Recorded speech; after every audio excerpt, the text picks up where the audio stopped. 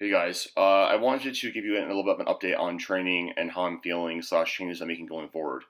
Just for some context, for the past block, my coach and I were experimenting with a little bit higher training volumes just to see if I could actually tolerate it, especially because I'm in my off season trying to get more jacked. And while I can say that we have definitely gotten bigger, it has definitely been at the expense of me starting to get wear and tear injuries. Um, Kind of just really feeling just exhausted in general, chronically, and getting signs of not overtraining but non-functional overreaching. Um, what that basically means is like there's 9 signs that you can use that you're probably overreaching or more going into non-functional overreaching. So the first one is frequent injury or chronic pain. I've been dealing with a little bit of a strain in my lats and also in the long side of my tricep tendon. That's been impairing my ability to do deadlift. Doesn't really hurt bench, surprisingly. It's mostly on deadlift. Um, Number two would be extended muscle soreness that just is like chronic. And my body is just always in pain. Like I just hurt all the time. Um, Decreased performance. This is probably the number one. Just like maybe like the same lows just feel extremely difficult. And that's definitely been how I've been feeling. Or maybe your loads are actually decreasing. Insomnia or changes in sleeping patterns, and that's also what I've been dealing with. I really can't sleep very well, just because I'm in this chronic fight or flight state.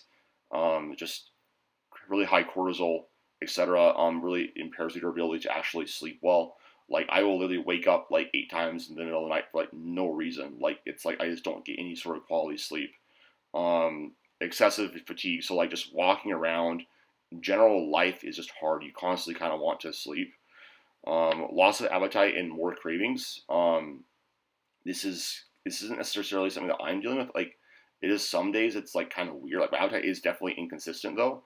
So you'll have appetite patterns that are do change a little bit. You'll also get sick very easily or get some symptoms of like upper respiratory infections. And like I've been a little bit more sniffly. My throat's gotten a little bit sore.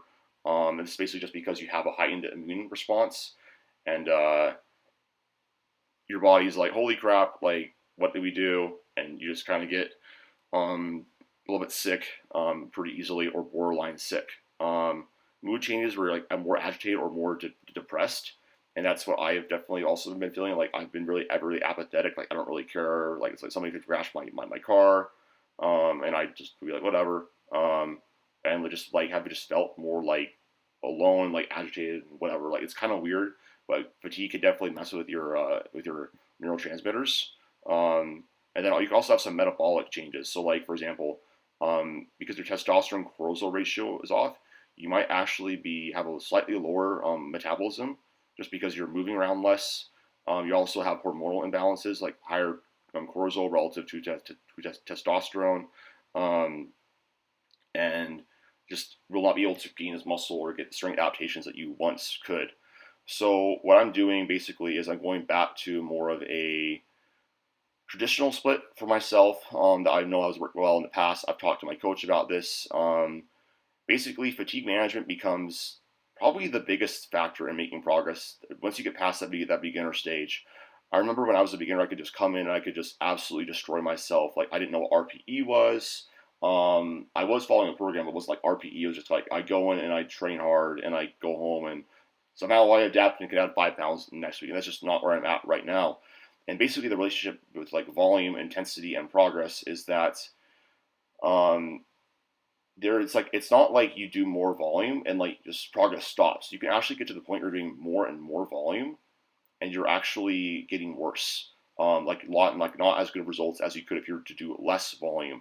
And you kind of need to take into account all of these factors when you are considering, am I in an overtrain or overreach state? Now, I will say it's very difficult for powerlifting to get overreached, to get overtrained.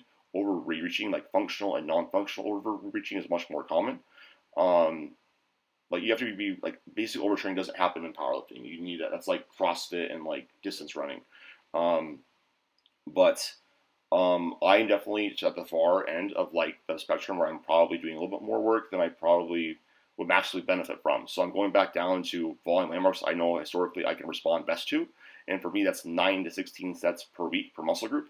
Um, especially because like I just train very hard. I push everything pretty close to failure, and I also I actually like have good technique and I control my weight. So this is just a lesson for you guys. Like, pay attention to what your body is telling you. Like these different signs. Doing more volume is not better. You want to find volume that actually works for you and programs that do work. And I do think that it is important to push yourself to where you can find your limits at times. But once you do, you need to actually take note of that and then adjust accordingly. And that's what I'm going to be doing going forward. So I'm expecting I should feel pretty good soon. We'll be making a lot better progress. So just make sure you're paying attention to those signs of overreaching or doing too much, and back off when you have to, because it's about training smart and hard, not just hard.